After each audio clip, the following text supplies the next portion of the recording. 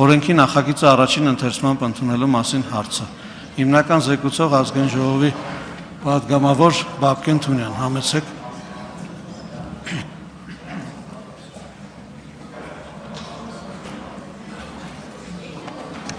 Շնորհակալություն, հարգելի գործընկերներ, սիրելի հայրենակիցներ, փորձեմ համառոտ ներկայացնել ինչ փոփոխություն ենք պատրաստում անել։ Նախ առաջինը մայիսի 1-ը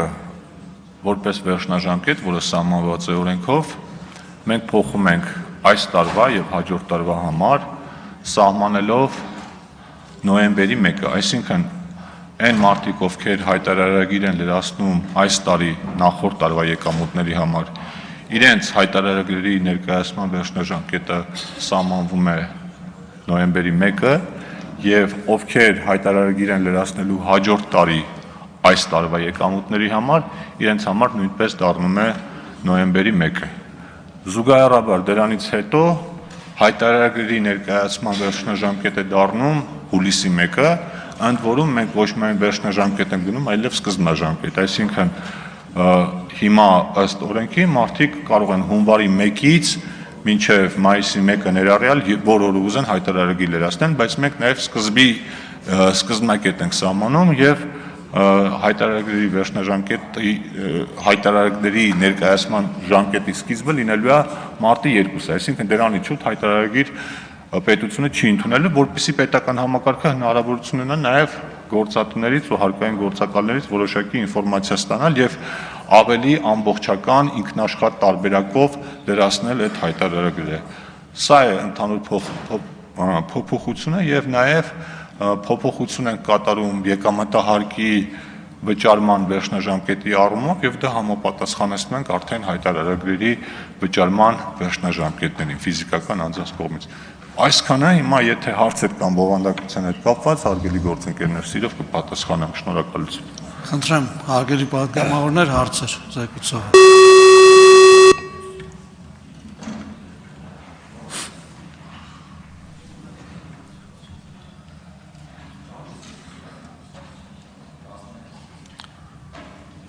Գրանցվել է 10 պատգամավոր Արսեն Թորոսյան, համեցեք։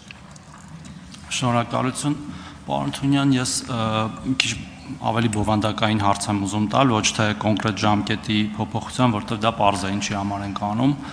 անում ենք, որպեսզի համակարգի ներդրումը ավելի սահուն ընթանա եւ մեր քաղաքացիները հնարավորինս անհարմարություններ չզգան դրա ժամանակ։ Ես ուզում եմ հարցնել, մենք ունենք արդյոք այսօրվա գործող օրենքում կամ ենթաօրենսդրական ակտերում կարգավորում մեր տարեց քաղաքացիների համար կենսաթոշակառու, որոնք բացի կենսաթոշակից որևէ այլ եկամուտ չունեն, որովհետև կան երկրներ, որտեղ էլի կա ֆիզիկական անձանց պարտադիր եկամուտների պարտադիր հայտարարման համակարգ, բայց այս քաղաքացիների խմբերի համար շատ հեշտացված է,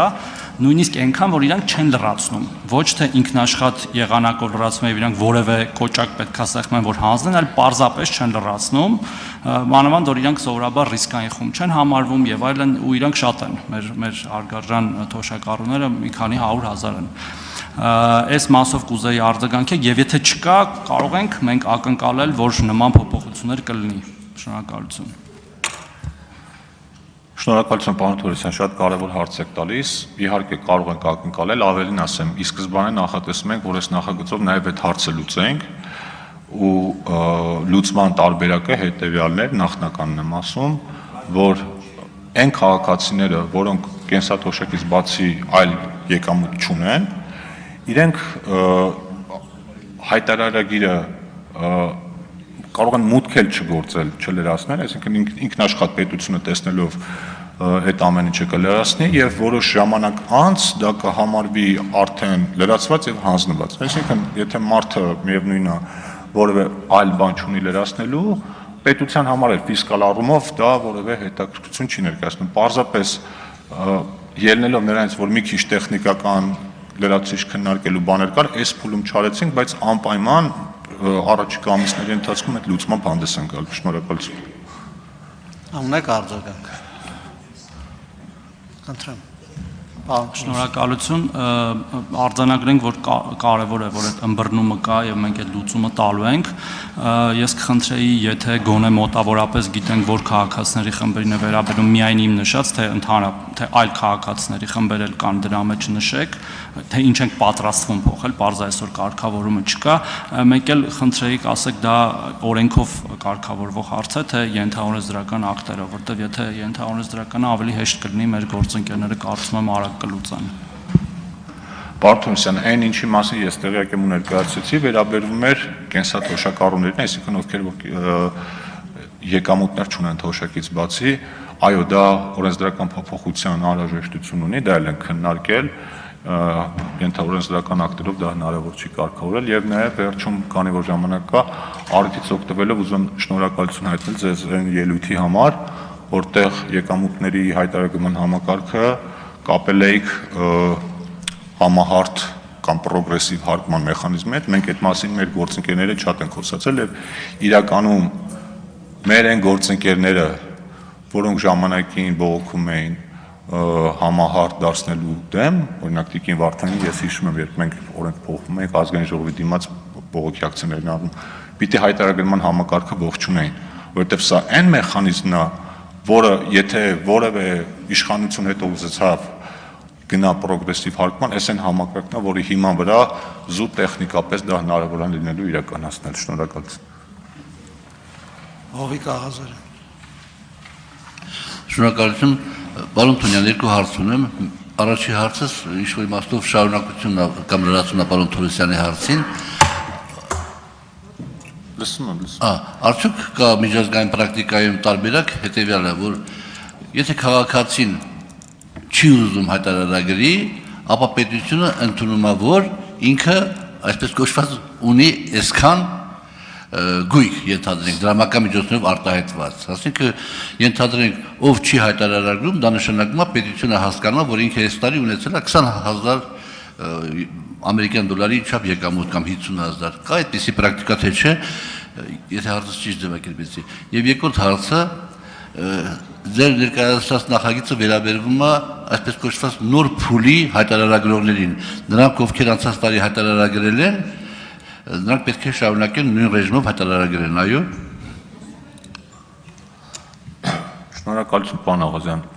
Վերջին հարցից սկսեմ։ Բնականաբար ովքեր որ պիտի անցած տարի լրացրած լինեին, իրենց վրա սա չի տարածում։ Սա տարածում է այն մարդկանց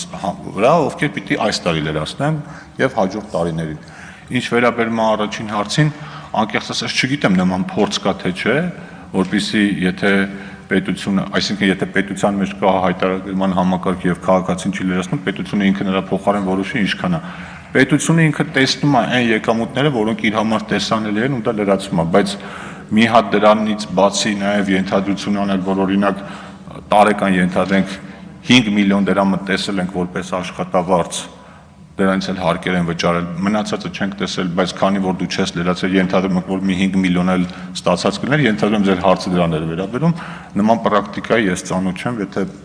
ինձնից հետո պարոն Պողոսյանը ելույթ ունենա, եթե նման պրակտիկայի ծանոթ է, ինքը այդ մասին հույսն եմ խոսա, բայց չեմ կարծում, որ նման բան կլինի։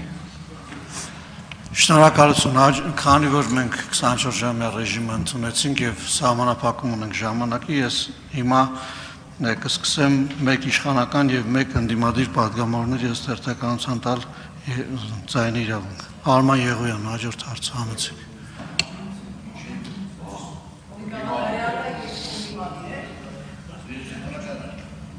Շնորհակալություն։